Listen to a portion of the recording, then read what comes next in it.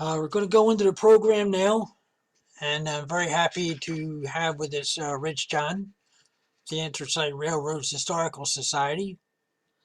It's a picture of Rich from his Facebook page. And Rich, if you want to say anything about what you're doing in Steamtown or anything else, we appreciate it. But also like to say that two of the many publications that Rich is heavily involved with is the Flags, Diamonds, and Statues magazine of that organization. One of the latest books that was published was the Jersey Central Pennsylvania Division scrapbook, which I purchased a copy of at Mother's Seat. It's a very nice publication. But Rich, not ready to share the screen yet, but do you want to say anything about the Anthracite Railroads Historical Society group? Yeah, well, we've been around since 1975. Founded with a bunch of friends at college, my senior year of college. Seems like it's been an eternity ago now. I guess I may be holding some type of record. I've been the editor of the publication ever since the founding in 75. So I enjoy putting publications and interesting history articles together. I'm more active at that in the winter time, and which entails scanning various documents and photos. And the summertime kind of switched to outdoor things, and I work on the F3s that are kept up at Steamtown. They likely are going to run again this year, finally, after the pandemic. They're planning a rail fest in June 12th. And we're hoping to make things work there. But, I've got a number of projects this spring to keep me and my volunteers quite busy. Very good. All right, with that said, I'm going to go to the next picture, which Kevin Painter took in April of 2013 when we visited the Amtrak shops in Wilmington. It's the only picture I could find that included Walt shop, which is Walter's right smack in the center behind Paula. And while the picture's up, you might see some other people that are near and dear to gone, unfortunately, going on to their reward.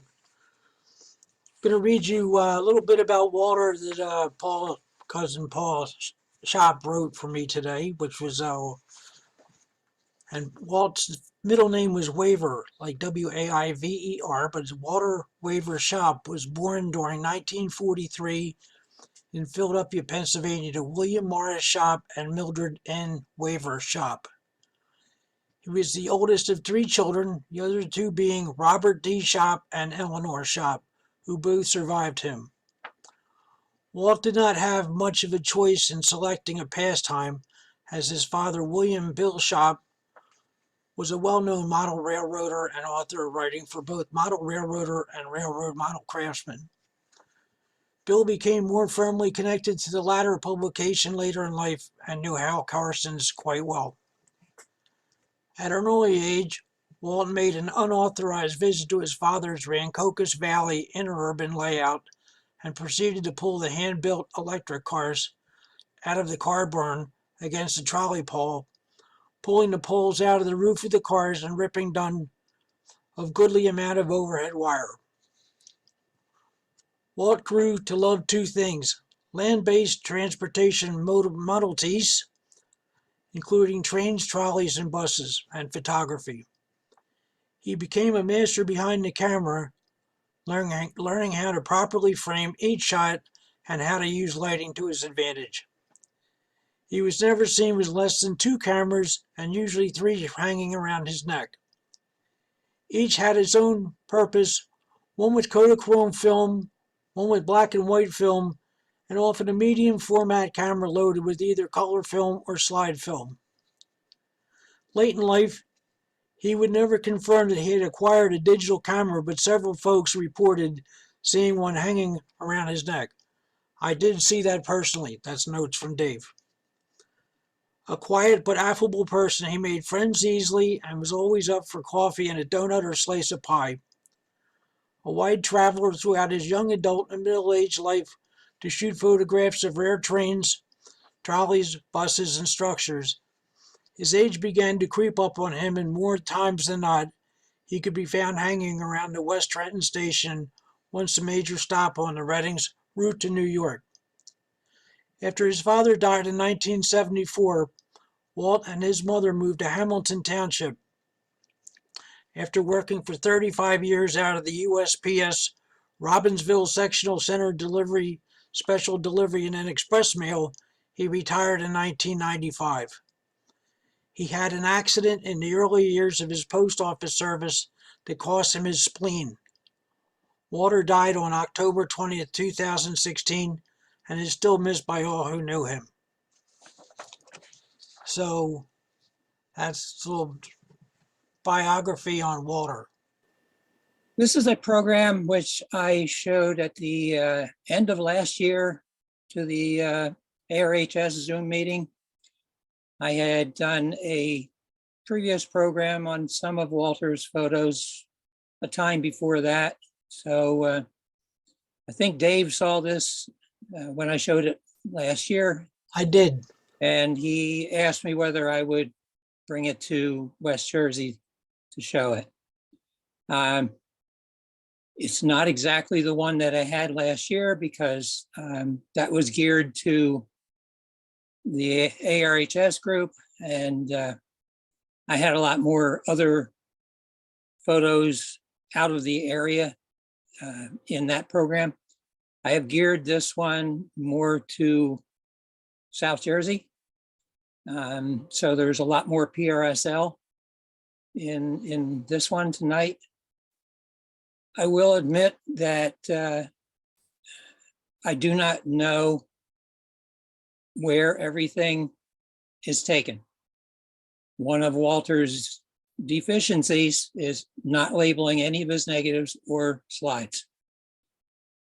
So any input that wants to be put in the chat or contacted otherwise, I will gladly accept. The black and whites mirror the slides. Unfortunately, the slides are mostly not here anymore. So the dates which were on the mounts of the slides are even missing from the black and whites.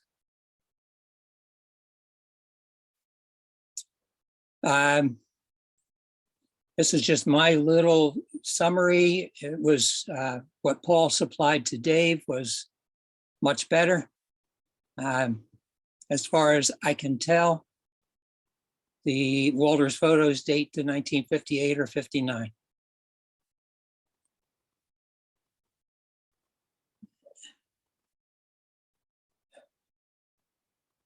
Walt passed away somewhat suddenly. It came to a surprise when I heard about it.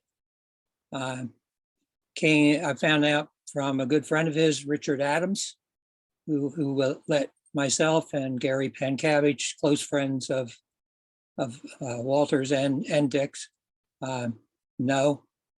The question which always comes up with our generation, the way it is now, is what happens to the person's collection. Being with the ARHS since 1975 and having been with an organization that has 1,000 or more members, unfortunately, this situation of losing members happens more often than I care. And nowadays, this is involving people who often are well-known photographers.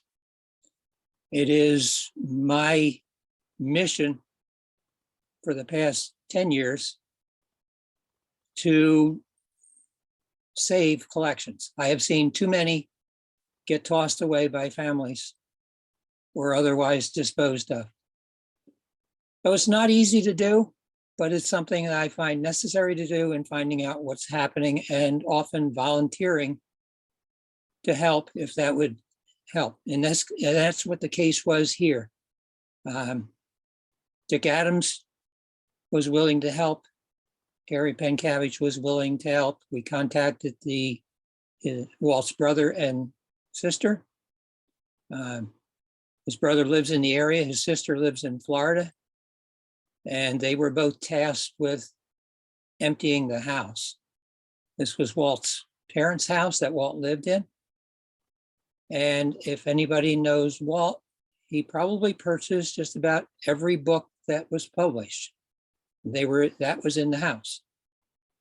He also purchased a great deal of model railroad equipment. It looked like a hobby shop if you looked in the basement at the stacks of models. And these were not cheap models. These were high-priced brass models and today's plastic, which is also quite expensive. And then there was the photos. And nobody knew exactly how much or what they were. When Gary and I arrived in the house the first time, we found white envelopes from camera stores marked develop film, do not cut, do not print. The envelopes were still sealed.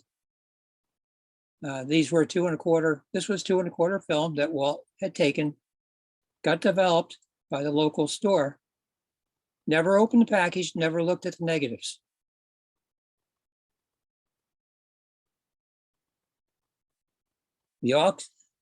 By the time Gary and I had gathered the slides, which were in a variety of brown paper bag shopping bags, there were lots and lots and lots of Kodak yellow boxes.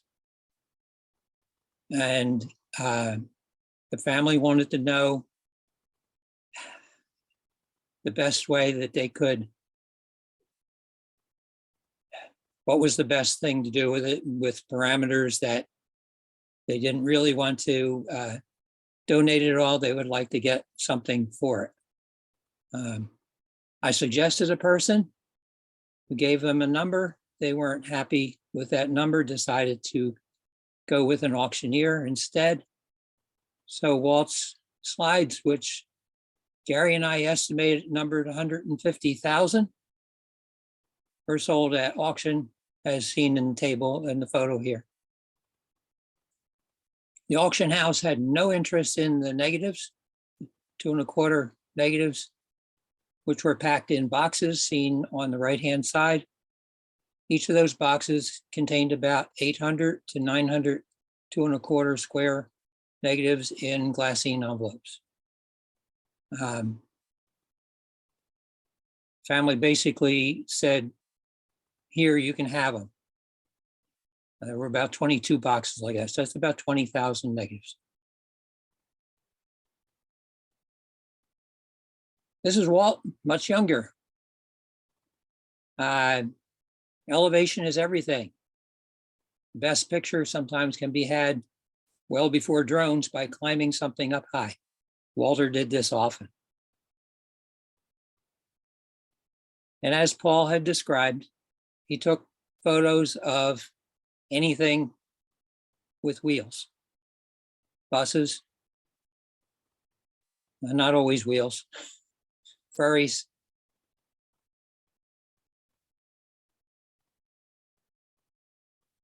ferry terminal up in New York,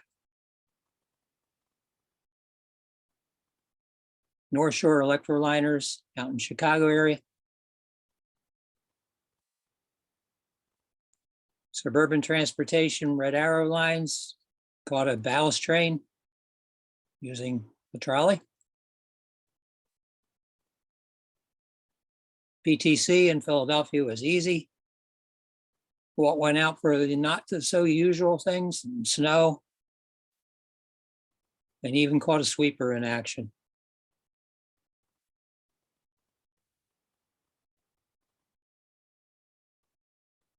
Some of PTC had a private right-of-way down in the southern part of South Philly.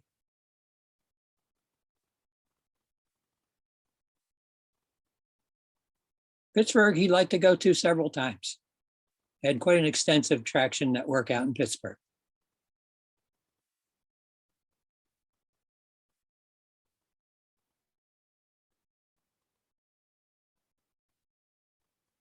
And Johnstown was known as the smallest city to own a fleet of PCC cars, the smallest city.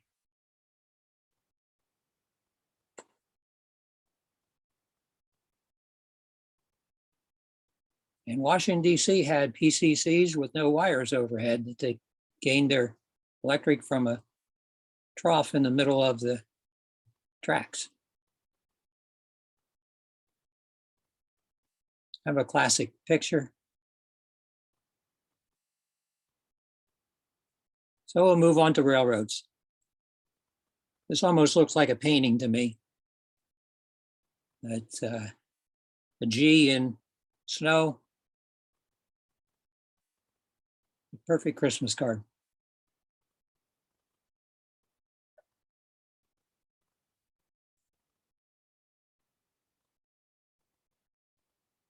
And of course, he lived in Trenton. A whole bunch of photos are taken at Trenton Station.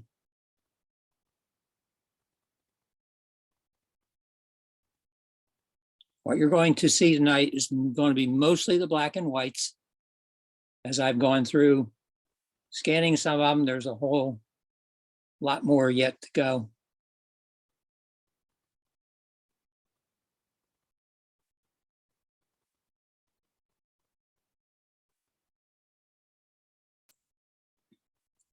Alcos dominated on the Pennsylvania Railroad in the Morrisville and Trenton area.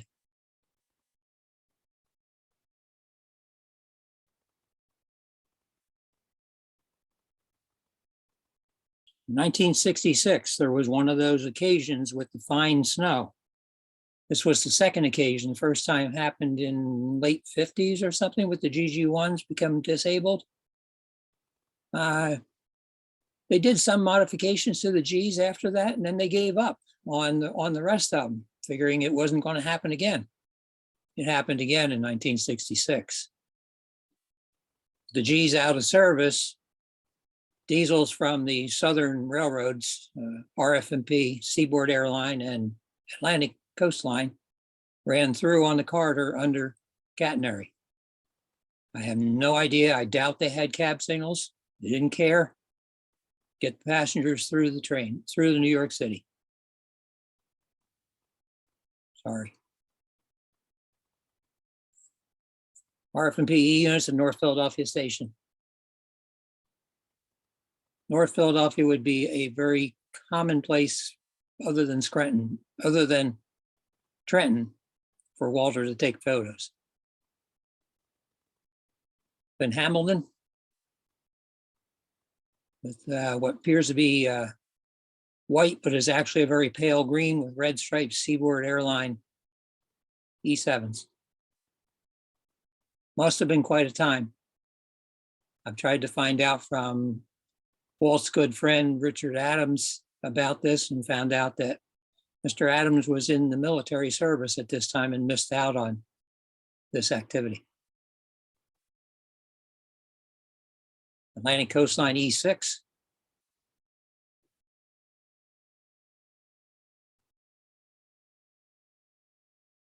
Back to Trenton.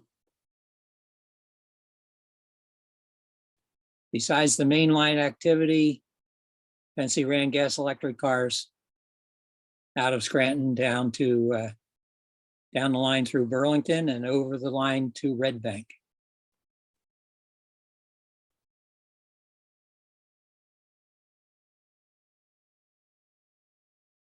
So we all know this is the light rail today.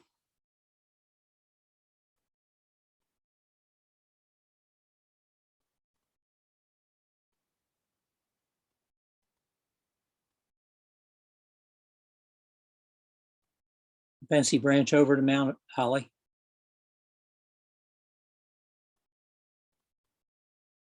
And a favorite, the Belldell branch with all its variety up along the canal.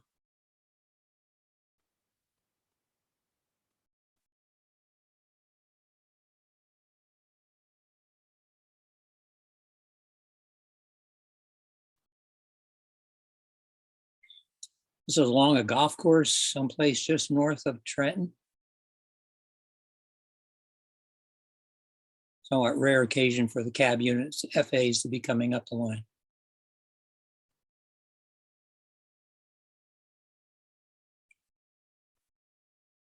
Rancocas Bridge.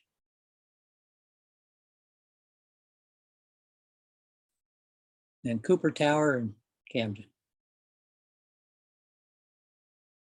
Apparently when the gas electric wasn't running, an RS1 and 2 coaches would be used to come from Trenton down to Camden. Don't quote me on anything. I'm not an expert on this area. I like this photo. It showed the trolley and Here are some images of I like this photo shows the trolley in from the web. Have a look. excuse me.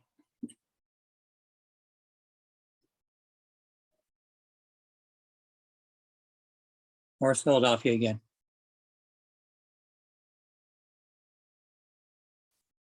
One of the red ones when Army Navy game was going on, parked in South Philadelphia, Greenwich Yard.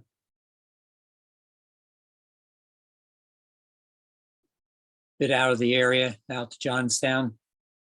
Walter did go any place.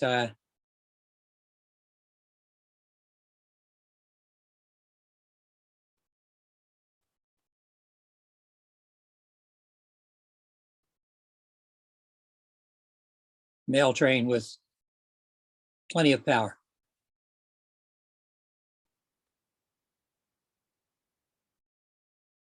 No look at the Reading.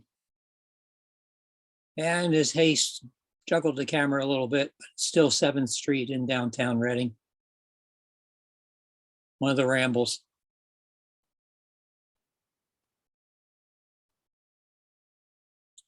The station still stood up in Weston Manville.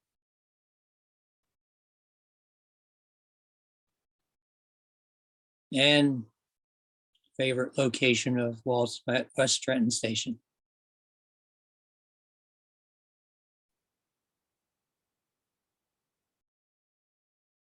Near Neshaminy Falls.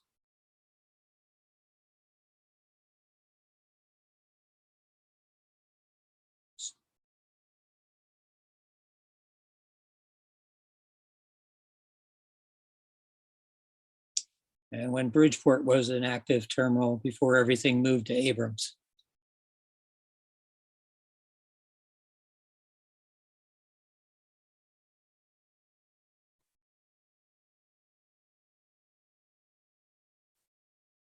Now Spring Garden Street, the building right next to the Reading's 9th Street branch on the way into Reading Terminal. Made a great backdrop.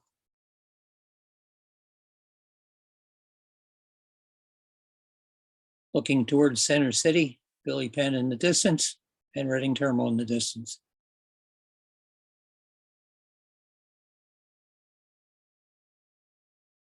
Norris Tower.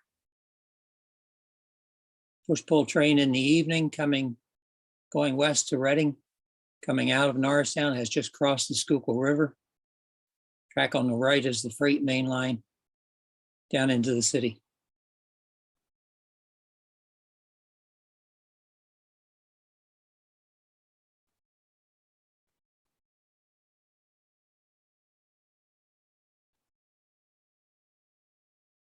Fairless Junction, just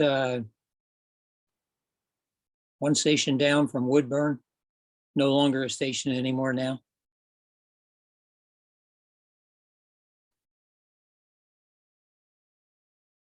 And Wilmington, a northern branch of the Reading, coming underneath the PRR in Coatesville. To the left and to my back is the Lucan Steel Mill, or what was Lucan's. I don't know what steel company, I don't recall the steel company today. And Reading's GP30s stood out with their bright yellow paint compared to what the olive drab that they had. So they were real eye-catching for anybody that was trackside. Is that Hershey?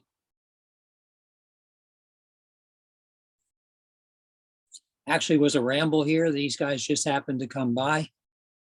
Walter was out here for a ramble. I don't think I mentioned it, but I don't think there was an excursion in the area that Walter didn't try to either ride or photograph, no matter whether it was a ramble, whether it was run by the various chapters. He was around many of them.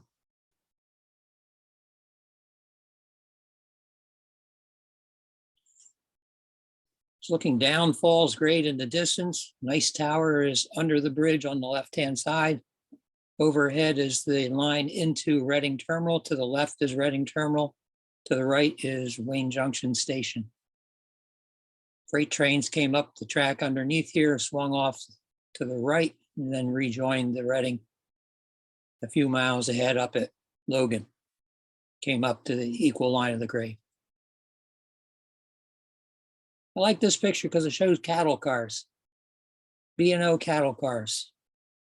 Apparently there was a packing place in the North Jersey area that routinely received cattle from the B&O in these cars. This is the New York Short Line, so there's a lot of traffic to the B&O that traveled up and down this line. Great place for variety, as B&O Power, Reading Power, and Jersey Central Power could all be seen on the same day. We're back at Hershey. 906 is on the ramble.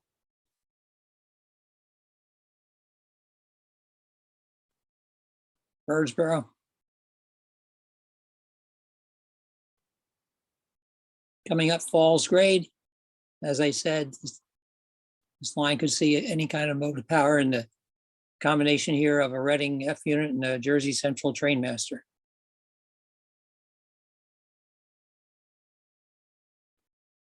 Same location, looking the other way.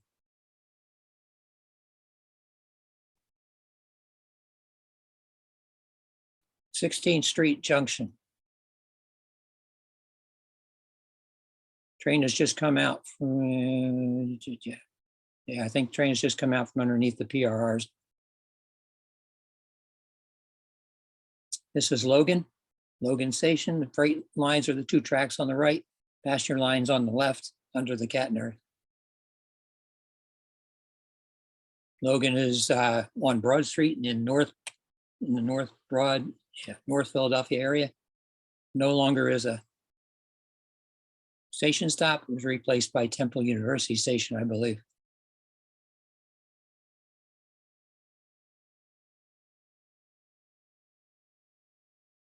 Little Reading variety. Put a Baldwin, an EMD, and an Alco together. The train coming off the Wilmington and Northern Branch. That particular Baldwin had regular electric controls, so it was able to be MU'd with other Reading power. Bethlehem Branch. Bethlehem Branch passenger trains either saw pairs of RS3s, a single Baldwin, or a single Trainmaster because of the hilly nature of the branch. EMD GP7s were never seen up here. Back to Coatesville. That's the Pensy going over. It's an excursion that Walter rode. Reading had a little engine terminal at Coatesville. And south of Coatesville was the famous Loria Brothers scrapyard. Lots of steam engines were disassembled here. And in this case, early DL 109s from New Haven were meeting the torch as well.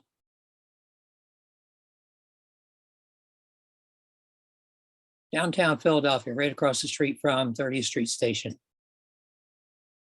This is on the B&O, approaching the Art Museum Tunnel. Today it would be just about to go underneath Vine Street Expressway.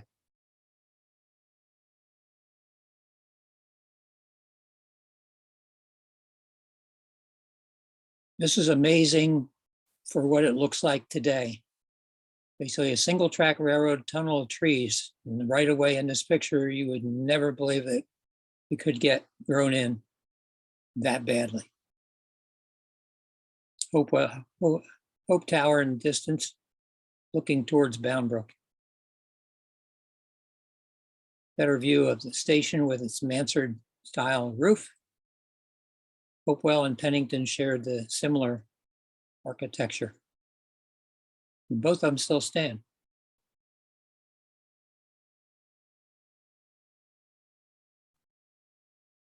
One FP7 with quite a few cars. Been told this is near the airport in Ewing.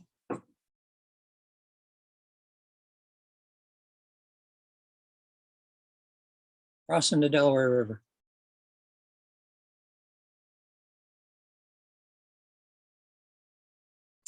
It's the Belt L branch going underneath the Reading here on the Jersey Central on the New Jersey side of the river.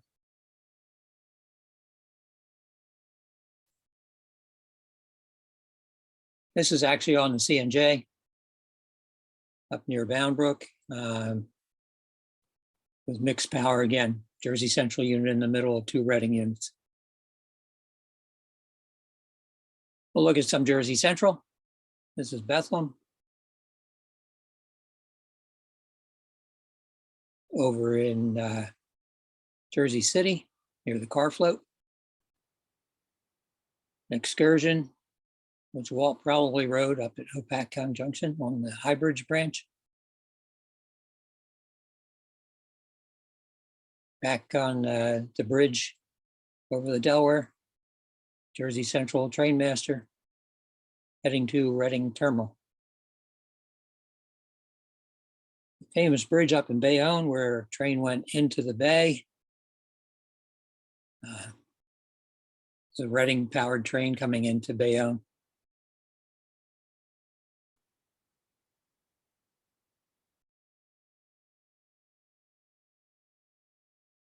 Mixed power. N&W unit is leased to the C&J. The B&O ones are run through. And one of the baby faces. Phillipsburg.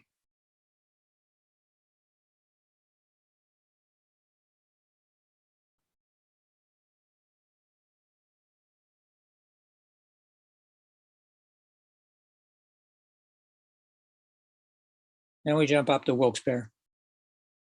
The C&J ran over D&H tracks in order to get from Wilkes-Barre up to Scranton, or Ashley up to Scranton, actually. And this is the D&H engine terminal in Wilkes-Barre with a C&J train passing by it.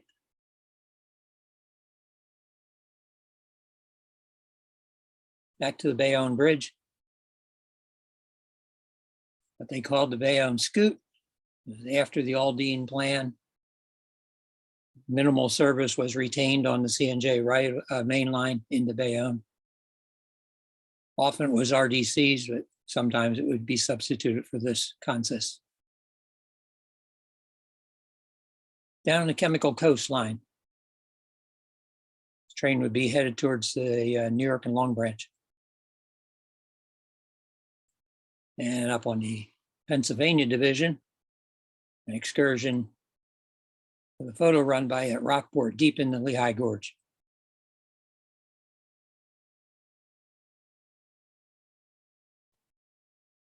Freight train down on the Chemical Coast.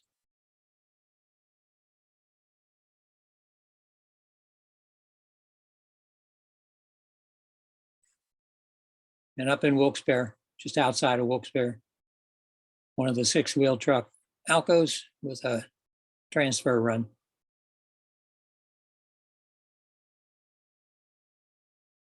On the Pennsy main line with C&J trainmaster.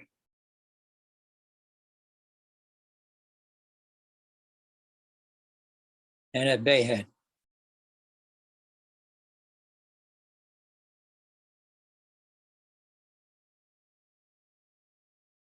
course, the New York and Long Branch was shared Jersey Central Pennsy operation. And the amount of variety of power that's laid over at Bayhead over the years was truly unique.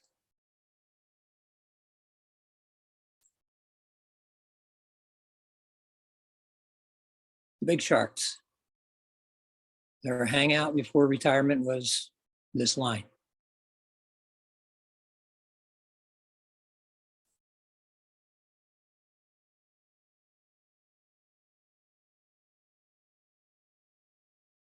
Red Bank.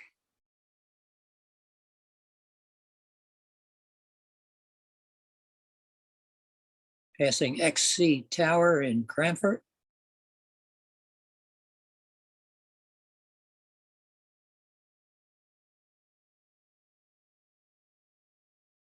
And in western New Jersey, someplace near Hampton or Ludlow, Asbury. I take that back, it's Bloomsbury.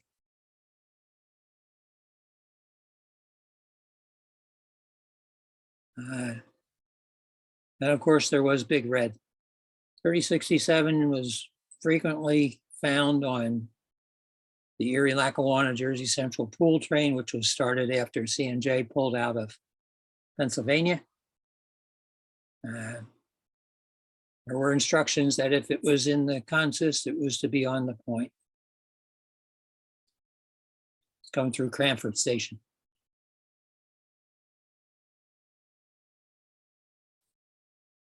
Set of former B&O blue ones, passing the Lackawanna concrete tower at Port Morris.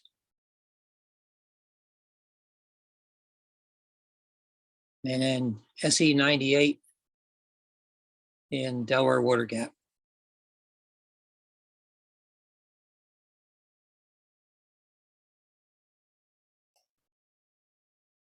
C&J train that came down the New York Short Line, and now in Philadelphia, will be terminating at B&O Yard in East Side.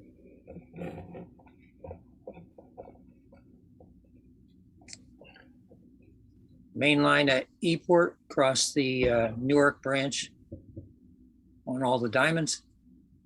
Elizabethport shop would be right behind the F units. And we'll take a short look at Lehigh Valley. It's up in Oak Island.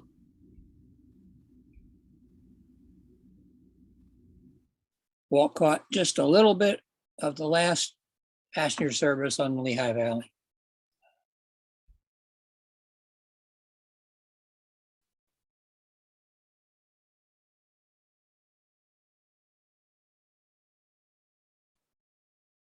Lehigh Valley painted one F unit into the Tuscan red 546, and Walt stumbled into it. I don't know what camera he was using that day for color film, but it kind of didn't have a real clear lens on it. And in 1972, because of the pullout of the C&J, Lehigh Valley found themselves power short and borrowed a couple Lehigh and Hudson River C420s.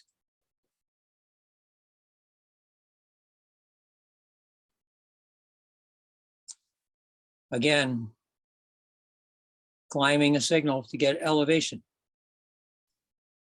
There's a signal, actually a signal bridge on this side of the river here at Phillipsburg. You're looking at the city of Easton.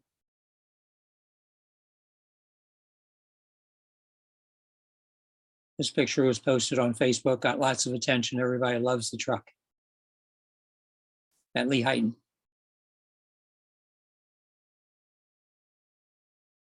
Up on top of the mountain, place called Burgers. This is actually on the D&H. The pool trains at Lehigh Valley and D&H ran between Mechanicville and Allentown.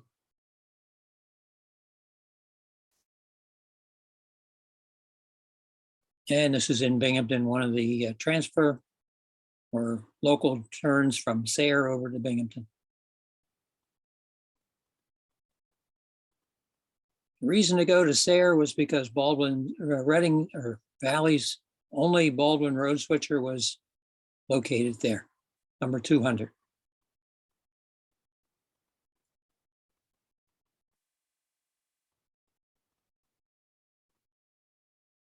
The coal region up in Weatherly. It was riding another excursion, the High Valley chapter excursion with a Valley RDC toward the coal regions out to Mount Carmel.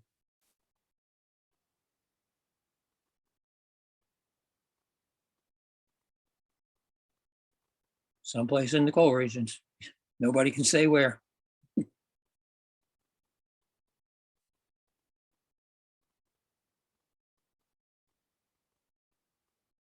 That's Mount Carmel.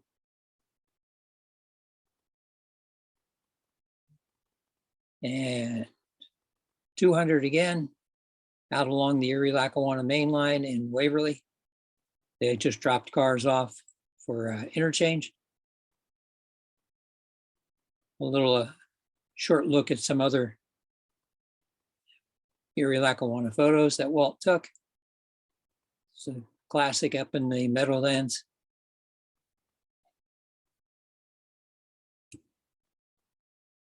Erie-Lackawanna number, still Lackawanna paint.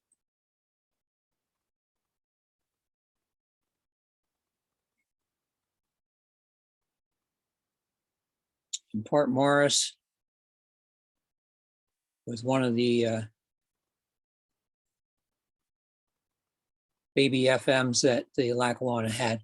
Usually we're in the cement B&P division to Port Morris service. And now we'll look at PRSL.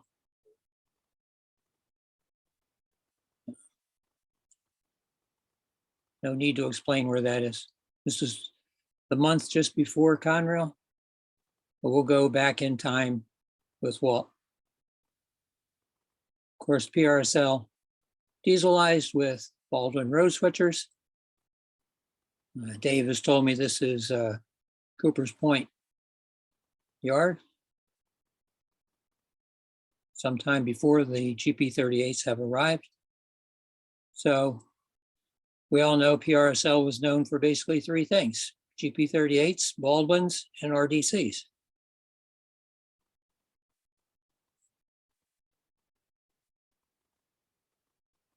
I'm going to guess that's Camden.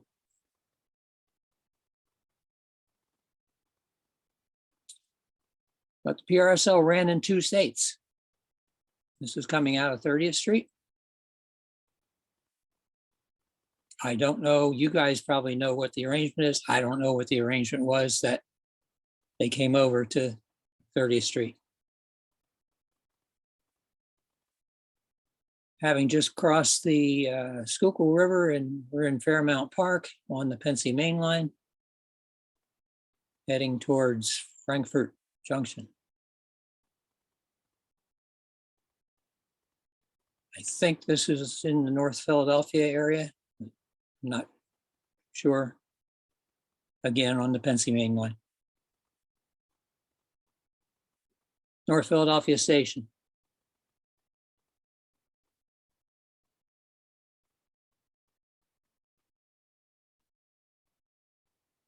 I think just outside of North Philadelphia Station.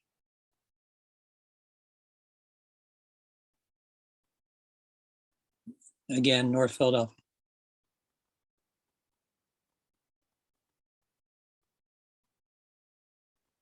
Shore Tower in Philadelphia with the L going overhead.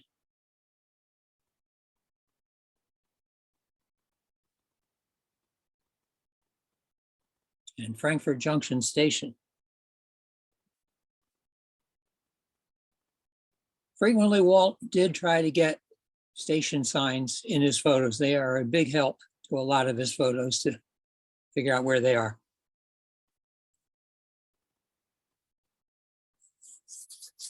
Woodbury, what's unusual about that RDC?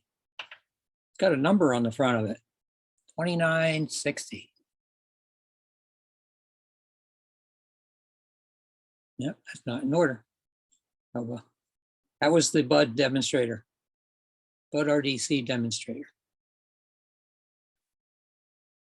And things are, we'll jump all around here. I could have spent a whole lot more time, which I didn't have, to arrange these better. Mays Landing,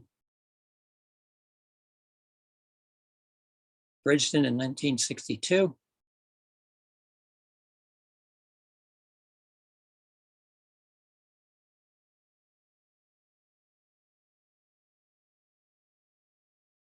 Ocean City.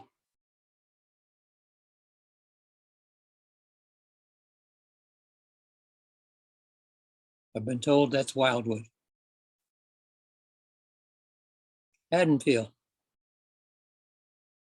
Not a very nice day. One other thing about Walter, he didn't care what the weather was.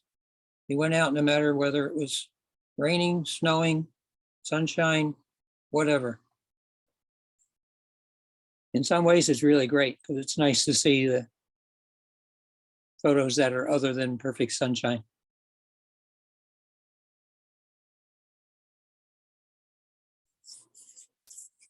Haddonfield with Baldwin, a longer train, 1960.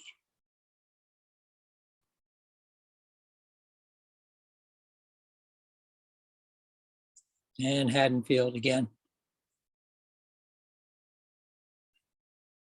Some of these early ones Walter shot with Ektachrome and they had turned red. I've done best job I can on color resurrecting what they originally looked like versus what I'm showing you.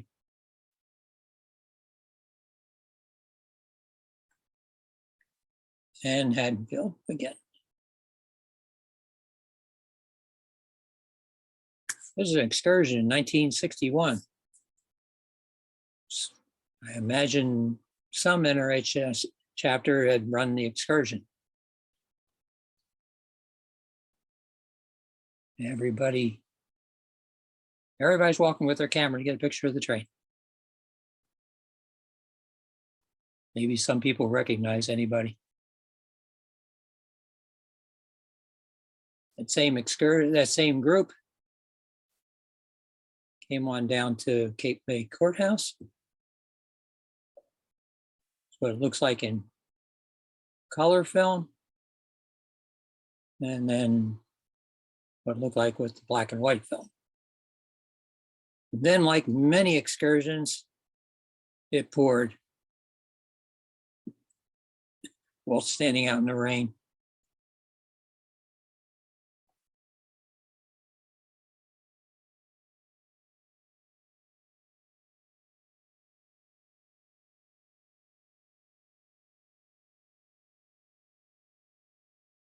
Back to Absecon.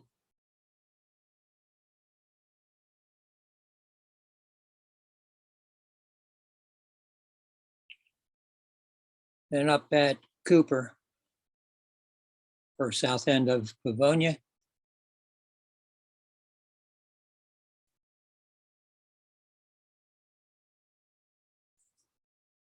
Gloucester.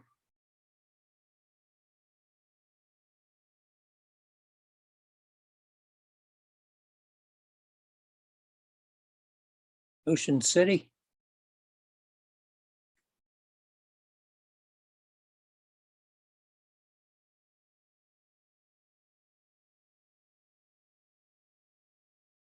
I haven't looked up where Cuthbert is. You guys know. Westmont. Okay.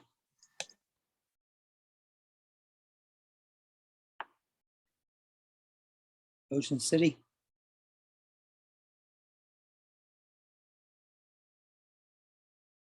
There's the better, that's the shot that was supposed to be with the other one. That's the Bud demonstrator.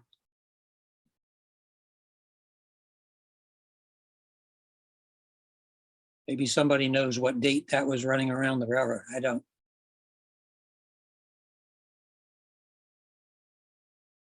We're down at Bridgeport, waiting for the drawbridge to close. Must be a couple of hot loads of those two tank cars.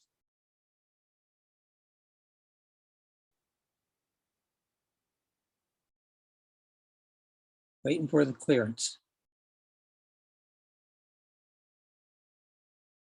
That's the black and white for the color of the Bridgeton shot again. I really didn't need to have both of them in here, sorry.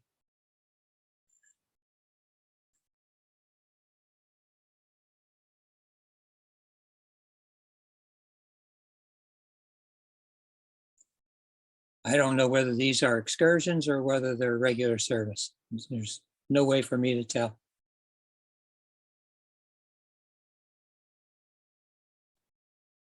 Wildwood?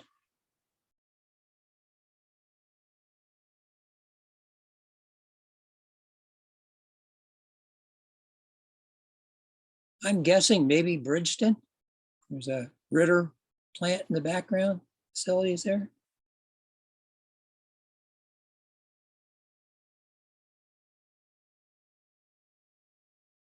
That's Winslow. Tower in the distance on the far distance on the right-hand side. Pretty sure this is an excursion. Atlantic City?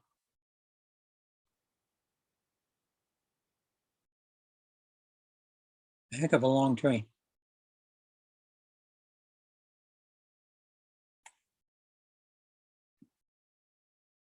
I don't know where that is. The only trestle I know is Oldman's on the Salem branch, but I think that's Winona Trestle on the Millville branch. okay.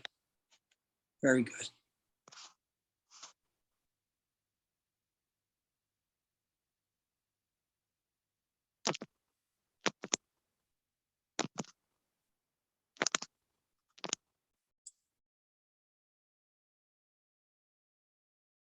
Camden? With the Campbell's on the right-hand side, I presume that's Camden.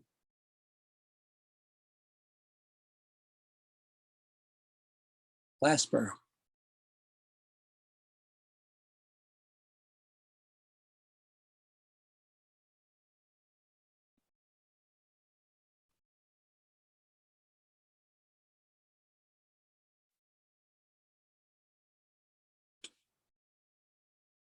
No idea where that is.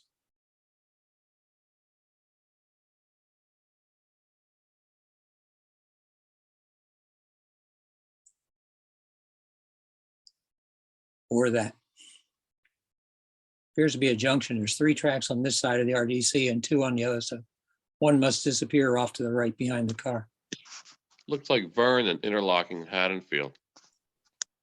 Okay.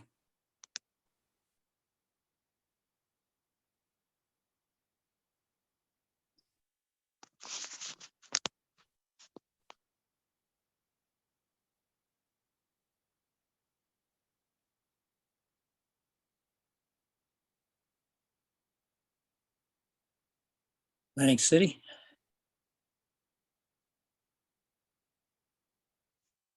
Car people will like the car.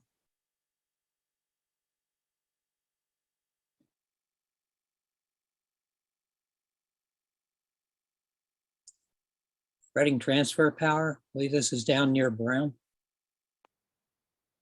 Bolson Street. Wilson Street.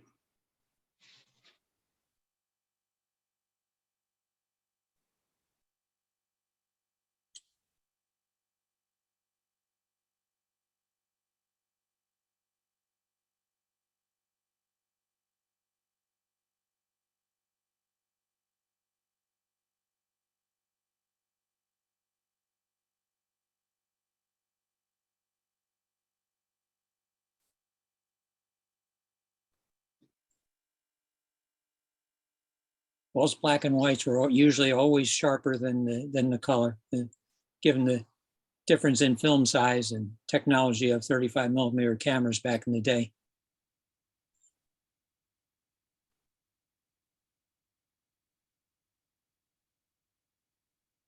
Again, no idea where.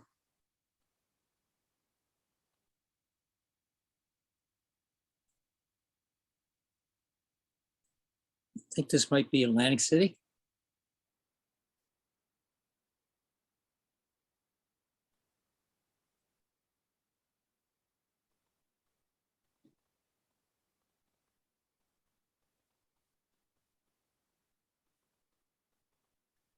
I don't know if they thought that the engine was running hot here or what, but all the doors are open.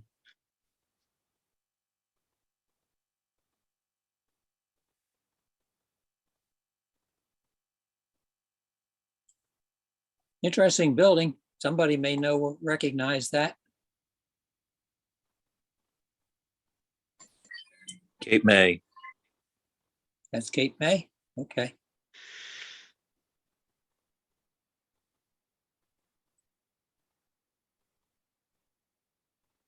Leamington.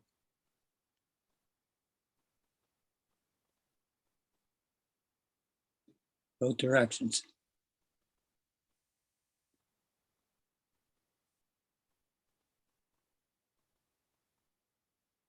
Where was Swift Tower? Millville, Millville. Why is it called Swift? don't know.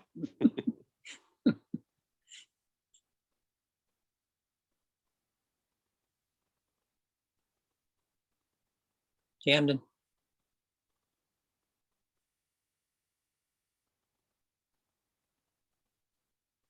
Absecon.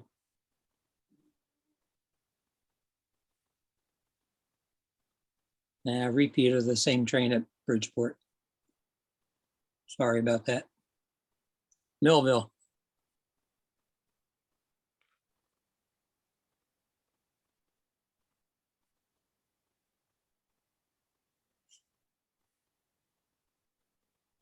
Presuming that's Camden.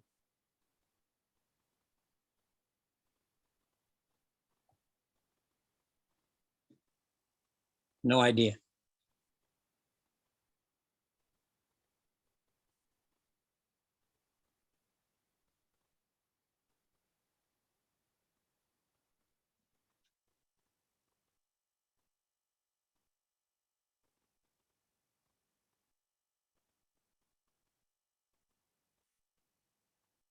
No idea.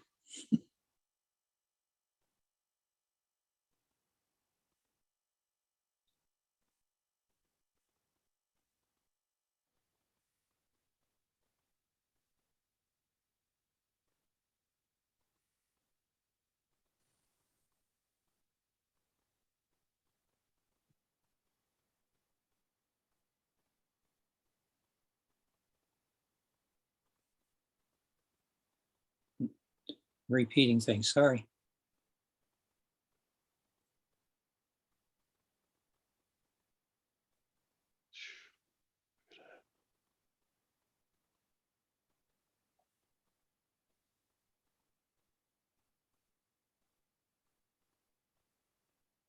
Cape May.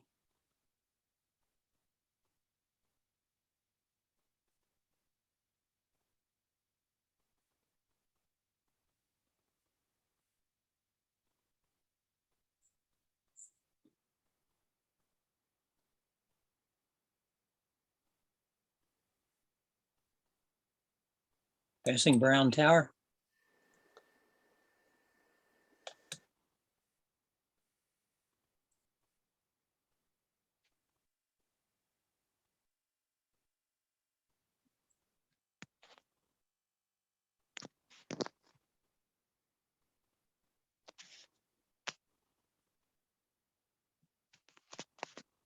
Tuckahoe.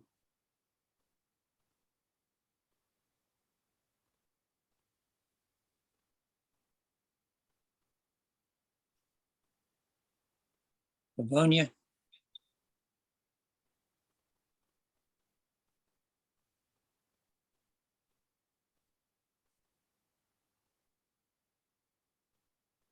I'm not sure. Might be Brown. I was wondering about that.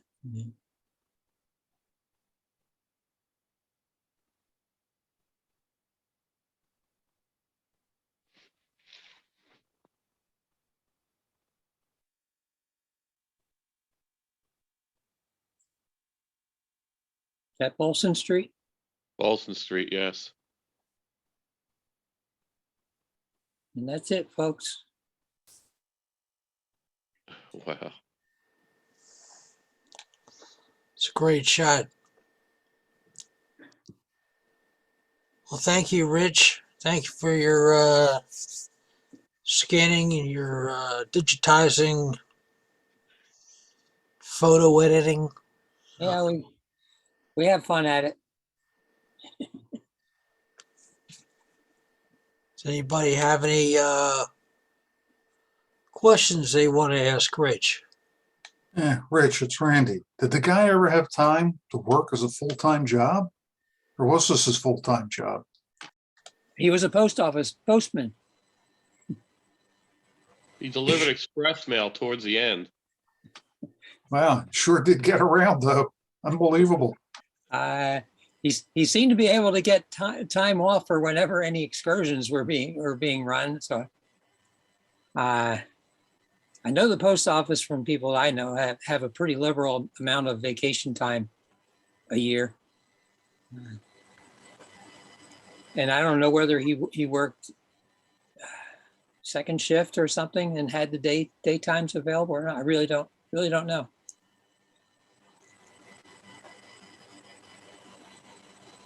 I always know when I saw him at West Trenton that if I saw him at West Trenton, that meant something was coming. Yeah, And like you say, it didn't matter what the weather was. no. I have scanned things in all kinds of weather. Actually, the good thing is about today's technology with digital editing tools, a lot of these images that you see, which were slightly underexposed or overexposed or whatever, is all able to be corrected and make some pretty nice images. There were a lot of them in there that were very much, just about all the ones at Haddonfield, the color shots at Haddonfield were very much red ectochromes. What did you use for the actual scan tool, Rich?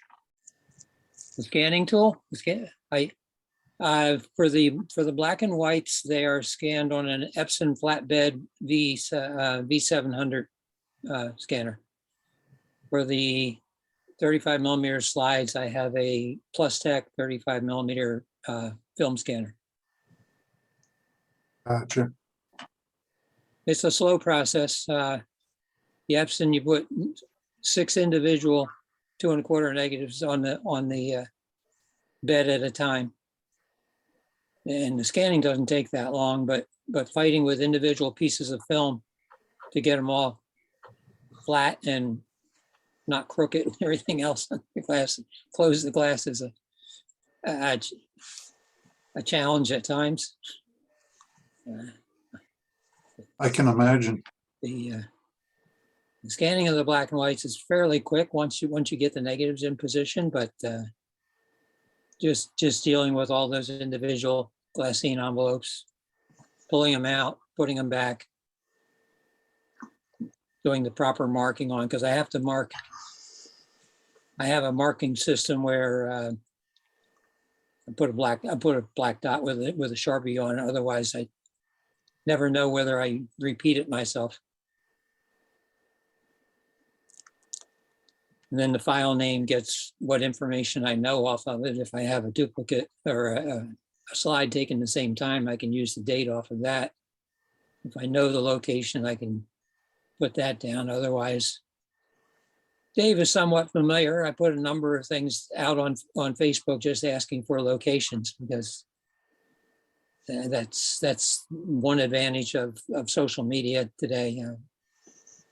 Social media is a pain in the neck, and we all know about that, but it has certain good things, and that's finding out information about other people's photos that you otherwise would have no prayer of knowing.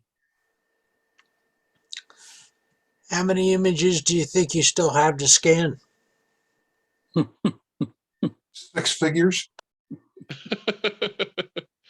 Yes. Yeah. Well, I started with around 22,000 of the 2 1/4 negatives. Other people have helped scanning. I haven't been the only one. Other society people have helped scanning some of them as well. I would say I think we're through about 4,000 of those. Wow. Hey, Now, Rich, admittedly, there are railroads around the country that are very low on the priority to do anything with. I mean, when basically the last day before his sister and her husband were going back to Florida and everything needed to be emptied, I had a phone call saying, "Hey, we found some more of those boxes. You want to come over and get them?" I went, "Oh, okay." So we had, and there was no organization they were put in there. There could be a PRSL one next to a Pennsy one, next to a Southern Pacific one, next to a Northern Pacific one. It's just, they were anything, and until you look at everyone in the box, I haven't even finished the sorting, tell you the truth. I've done a rough sort, but all the boxes are not sorted. It's just, I'd rather do scanning. I'd rather put things together than sitting around and putting all the negatives out on the kitchen table and trying to alphabetize them and mark all the outside. That part is just not interesting to me. Walt didn't have the time to organize anything. He was too busy taking more pictures. Yeah, well, as I said, the first thing we found were the envelopes that he sent to get negatives to get developed. He never opened the packages. Wow. He wouldn't have known if he had a bad shutter in the black and white camera. Hey, Rich. He just kept going. Rich, And I don't even have those. Those were all the newer ones taken with a Pentax 6x7. So they were more after 1976, should we say. My cutoff in what I was really interested in looking at was anthracite related material, which obviously would be 76. So any slides that had round corners on were immediately just put aside, and I didn't even look at those boxes. Just couldn't look at those boxes. The deal here was why you see some color slides are because the family, his sister in particular, kept saying, "Can we pay you guys something?" "No, we're here volunteering to make sure things are fine." And he kept saying, "Can we pay you guys something?" I said, "No, what I would really like is to be able to hang on to some of these anthracite related slides for the ARHS," which they said, fine. So of the 150,000 slides that were there, the society got to keep about 3,000. So what you see scanned as far as color is from that group. The rest were given to the auction house, and on auction day, all the big name dealers on eBay, from First Out to Mr. Slides to MBit, were all there and all bidding on the slides. And I've recognized many of them being up for sale in the years since. And those guys haven't even gone through whatever the 125,000 or whatever they bought. seems like he almost single-handedly kept Kodak in business. Well, there is a certain group of people out there that are known in the Biography club that kept Kodak in business. These people would buy Kodak film by the brick when they went any place, and had massive trading sessions when they all got together a couple times a year. I have never been at one of their get-togethers, which is not formal. It's not a formal organization, but Biography is short for World's Greatest Rail Fans. WGRF. They just call themselves that. They're a bunch of roster shooters, really, and they traded perfectly sunny three-quarter roster shots amongst themselves. Guys come from down south, out west, whatever. But the amount of film those guys went through is just Not to mention the processing. That's a lot of money. not to Even mention the then. processing. That's for sure. Walt's composition was excellent. He really knew how to frame a subject. Yeah, like I said, including props, trackside props, which were available back then, was really helped make the picture. I saw tonight some of just a few that you had from Collingswood, Westmont, and I guess one or two other stops. First time I've ever seen anything even approaching that. Good. I'm glad. That's why I put him. That's why I put him in there. I figured some people, you're local to the area, to those places down there, you'd probably appreciate seeing the photos. I have no idea, of how common, rare, otherwise, any of those. There's many more here that I didn't show you. I mean, they're just not scanned. I mean, I know there's some other.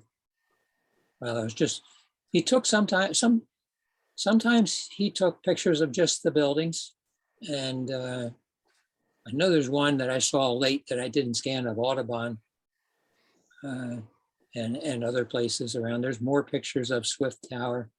There's a real nice one, which I don't have in here, he took at nighttime of the tower lit up. It is interesting. And his way of taking time exposures was sitting the box camera down on a rock or a tie and taking the photo that way. He traveled around the country by train, and he would sit the camera. There's pictures of the MP-54s at Harrisburg Station at nighttime with the camera sitting right on the concrete. You can see that. There's Santa Fe war bonnets in Kansas City Station with next to Rock Island train, and the night shot is just taken with the camera sitting on the platform.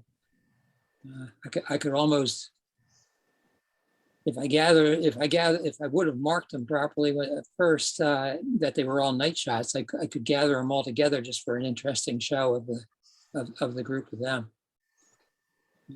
It's interesting to see how the man did things. And as Paul said, there's a picture around Walt sitting at a picnic table with, I think, 3 or 4 cameras in front of him. He was taking a break and not having them around his neck.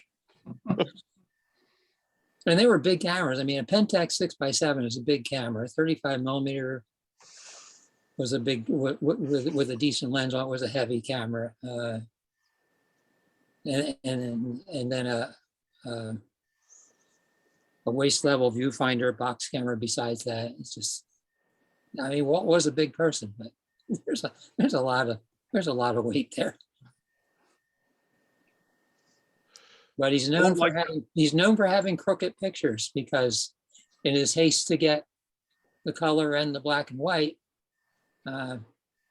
something would be off by frequently. These have been straightened. Most of these have been straightened, but they could be 2 or 3 degrees off, which is quite a bit on some of these photos. But fortunately, he left a lot of margin around the outside that you can straighten it and crop it, and it still looks like a good picture. Walt liked to take a lot of duplicates. If you stood next to him when he was taking a picture, sometimes his camera sounded like a machine gun. He'd take a whole 36 exposure roll of the same shot. Yeah, that's what these trader people do quite a bit. He did it with black and whites too. There are not like that, not an entire roll, but there are many of these pictures that there's 3 or 4 negatives of, and I don't know.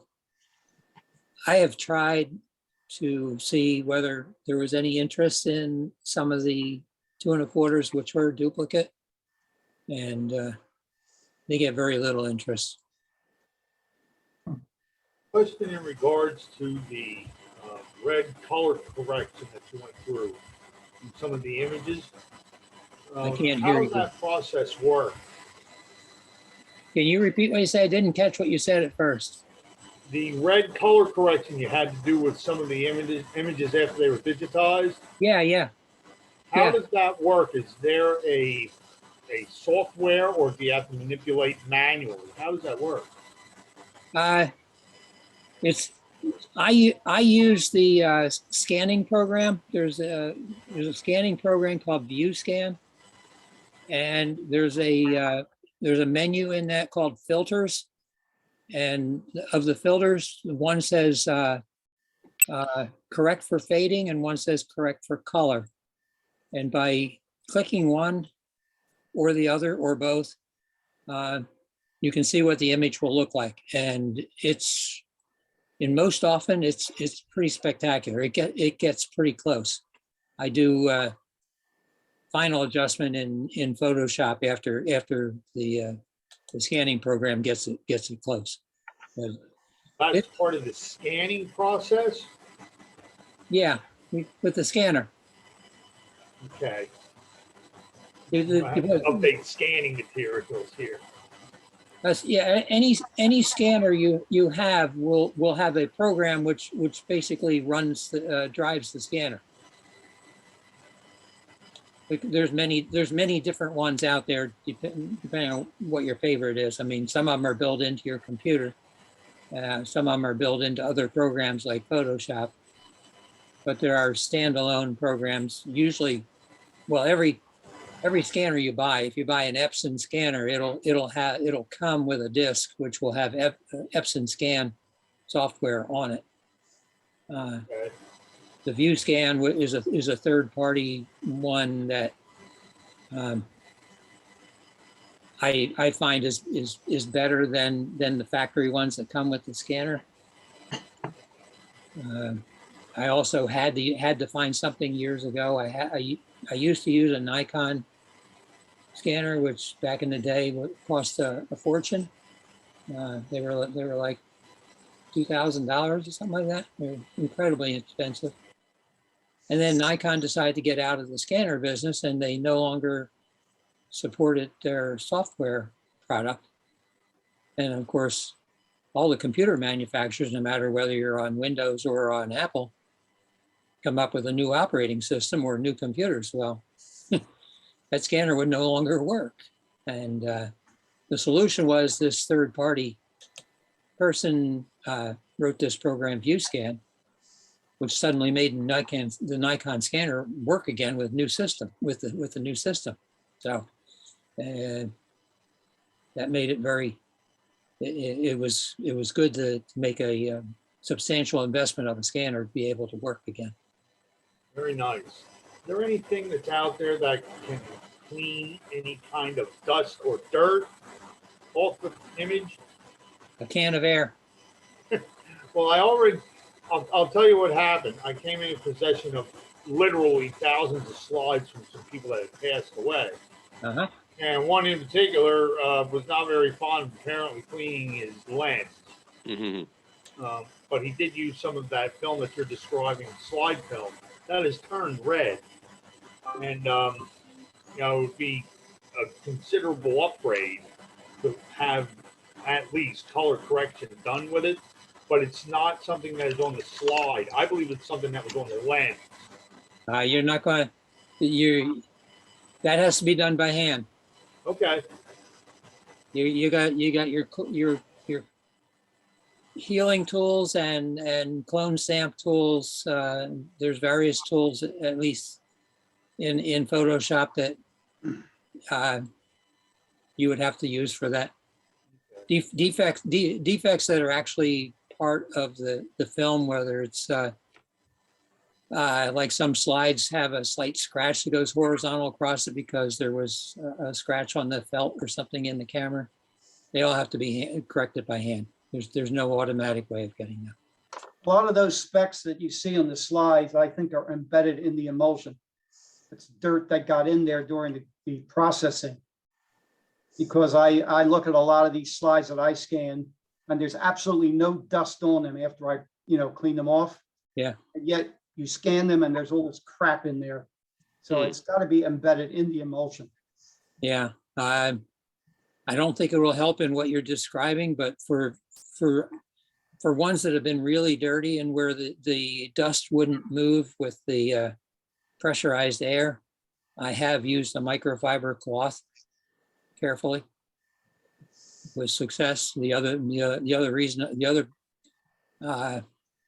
I use a microfiber cloth as well is that some older slides, especially Kodachromes, will develop a film on them Yes, that you can actually put your finger or anything on, and you can see it. You could actually write you could see where you made the touch to the film, and that film cleans off with a microfiber cloth. Without cleaning that, it kind of looks, your scan would kind of look like it's through a cloud. It gets a lot cleaner. It comes off really easy. Don't use any liquid or anything like that. And the one side of the film, which is not emulsion, you don't have to be all that careful with that. The microfiber cloth is fine with that. The emulsion side you have to be a bit more careful with, but I've never had any issues in damaging the image. An excellent presentation. I thank you very much. Well, thank you for inviting me. I had a question. I'm curious about the about your archives. Can you go in and describe them a little bit? Is it primarily photography or other material, or what years do you usually cover and stuff? Two things there. The society has archives and a place up in Lehigh Gap for people that donate just about anything to us. There'll be paper records. There'll be books, magazines, even some models. Basically, we only accept that with the understanding that we can use the donation to benefit the organization. And the reason for that is we have twice a year, we have book sales up there.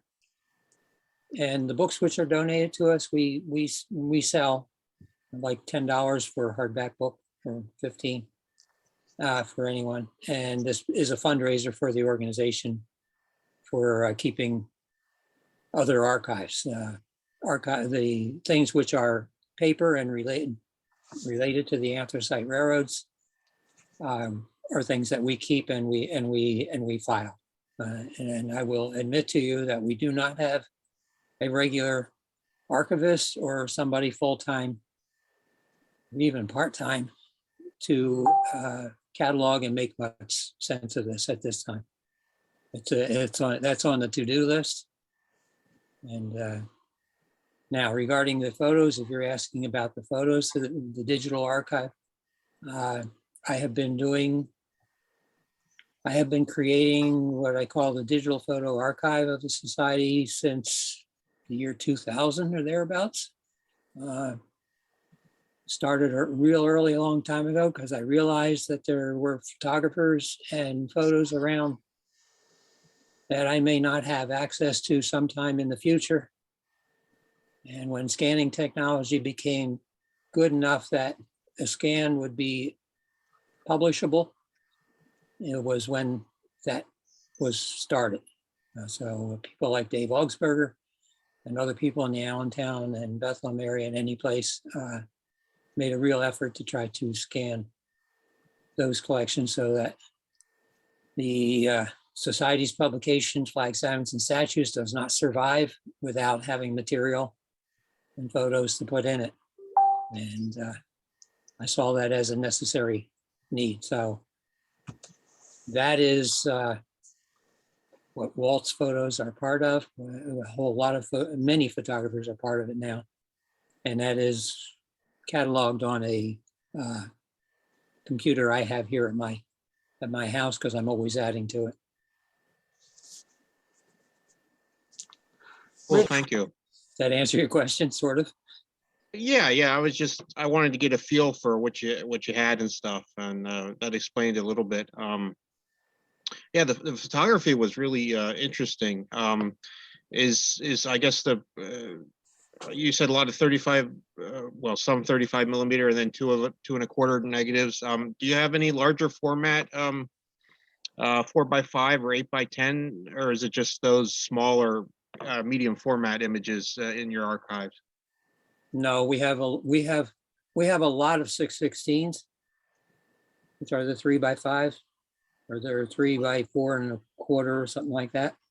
We have some 4x5s as well, and very few 5x7 glass plates. Do not have anything larger. Do not have anything larger than that. The Epson scanner that I talked about, the flatbed, will scan all of those negatives because it has an 8.5 by 11 bed on it, and the illuminated lid for transparencies is the full size of the bed. Less expensive Epsons like a V600, which you can get for about $220, only has the capability of doing up to 2.25 negatives, because it only has a light on the lid that's about 4 inches wide. What years are usually represented? I mean, do you have stuff that goes back to 1900s, or is it basically 50s, 60s, 70s material? No, I have John Endler collection starts about 1944. Samuel Bosco collection is just after World War II as well. We have some other ones that are from George Lilac. It goes back to the 1930s. And there's a few other scattered ones. The couple glass plate negatives were actually Lehigh Valley Company photos taken back around 1920. It was in somebody else's collection, and it was just this miscellaneous box that showed up. Real sad story on some of that stuff. I mean, a lot of railroads back in the 1920s, 1917, the World War I time period, when the valuation was being done of the railroads on order from the ICC, they photographed everything. And with the Lackawanna, all their glass plates, not all of them, a lot of them have survived and are at Steamtown's archives. They're 8x10 glass plates, which I had a hand in scanning a good number of them. And then there are even 11x14 glass plates, which were a real bear to scan. And other railroads had the same thing. Reading did as well. There are plenty of prints that show up from the Reading official negatives. Usually they have the handwritten number down in the right-hand corner. You can easily identify them. But I've never heard whatever happened to the actual negatives on those. The Lehigh Valley decided that they were going to put all the negatives in the division headquarters. So the large Wilkes-Barre station was a division headquarters for the division around there. Sayre was Buffalo Station up in Buffalo was the division for the Buffalo division. Hazleton Station was the one for the coal region, and that's where they resided until the buildings were demolished, and the big pictures pretty much went with them, except for Hazleton. In Hazleton's case, the local model railroad club up in Hazleton found out that there were glass plates in the attic of the station, and they removed them before the building was torn down. And those glass plates are now at the Pennsylvania State Archives, and they survived only because of that.